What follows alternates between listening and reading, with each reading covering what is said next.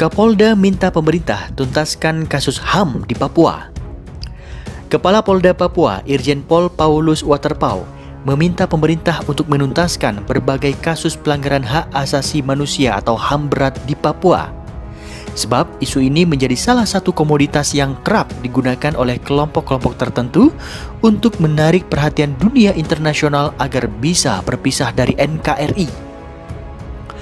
Paulus kepada tim belak-belakan Detikcom mengatakan bahwa pemerintah harus bisa mengungkap kasus HAM masa lalu agar masyarakat melihat secara objektif siapa sebenarnya pelanggar HAM itu, aparat atau mereka.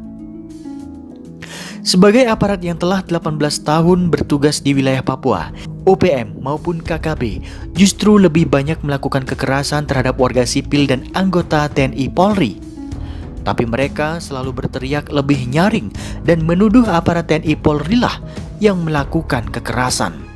Di era media sosial seperti sekarang, mereka juga biasa memutarbalikkan fakta atau membuat hoax atas setiap kejadian sebagai tindak kekerasan oleh aparat TNI Polri. Paulus Waterpauw mencontohkan bila ada warga yang luka-luka karena kecelakaan lalu lintas pun mereka mengemasnya kemudian sebagai korban kekerasan oleh TNI Polri. Sebetulnya, kata Paulus Waterpauw, ada 13 kasus pelanggaran HAM hingga 2014 yang telah disepakati untuk diselesaikan.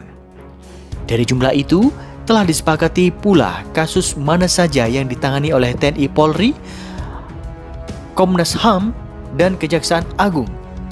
Kesepakatan itu dicapai saat Luhut Panjaitan menjadi Menko Polhukam dan menggelar pertemuan di Jayapura pada 2015. Dari kepolisian, pihaknya mendapat tugas menangani 3 kasus dan sudah selesai. Tinggal instansi lainnya. Jadi memang harus ada keinginan kuat untuk menyelesaikannya. Jenderal Bintang 2 kelahiran Fak-Fak ini mengatakan bila instansi lain yang mendapat amanat dapat menyelesaikannya secara hukum atau dalam bentuk lain, dia optimis akan membuat persoalan lebih jelas. Sekaligus pembuktian bahwa pemerintah serius menyelesaikan persoalan HAM di Papua. Pada bagian lain, Paulus Waterpauw membeberkan motif di balik bermunculnya kelompok-kelompok kriminal bersenjata.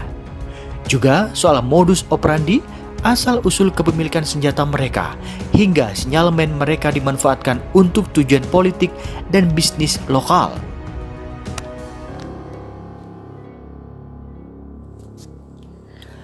Terkuak sumber dana KKB OPM, dana pemerintah dipakai beli senjata. Kepala desa tak berdaya, takut ditembak.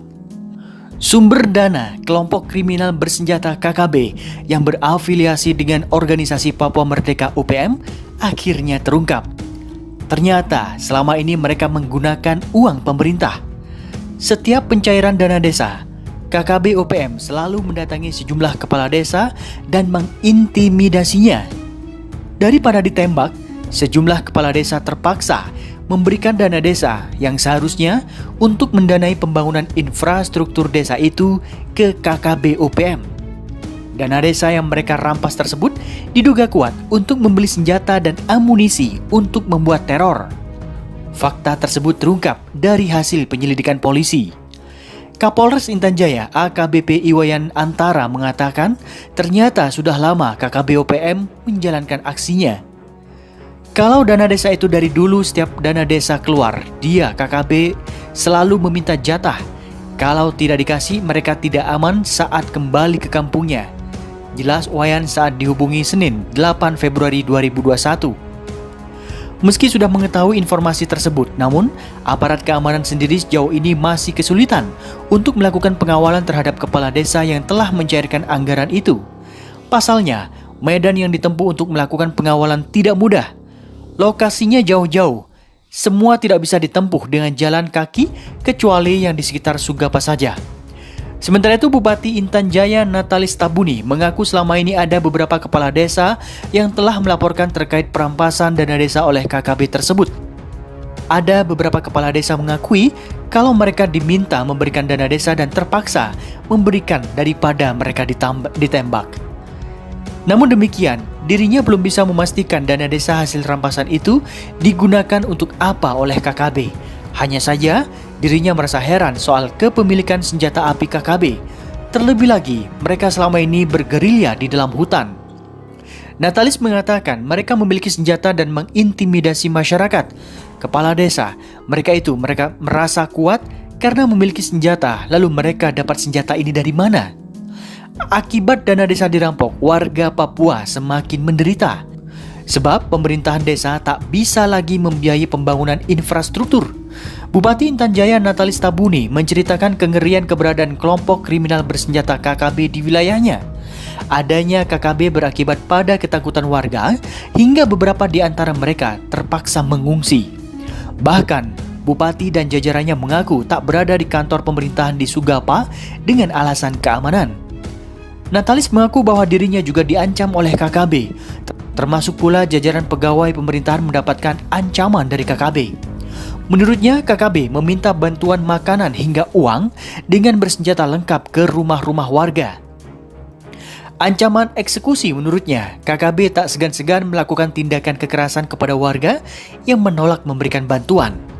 Kalau tidak dikasih, mereka eksekusi. Buktinya ada 2 warga ditembak karena dianggap dekat dengan aparat. Jadi kalau tidak kasih karena kebetulan tidak ada, lalu dibilang kamu merah putih, jadi kita bisa disiksa. Kekhawatiran Natalis itu juga berdasarkan pengalaman-pengalaman sebelumnya. Natalis mengatakan jajaran aparat pemerintah Intan Jaya kini tidak berada di ibu kota Sugapa tetapi pindah ke Nabire. Mereka kini sedang menyiapkan APBD 2021. Menurutnya kondisi Sugapa tidak memiliki jaringan telekomunikasi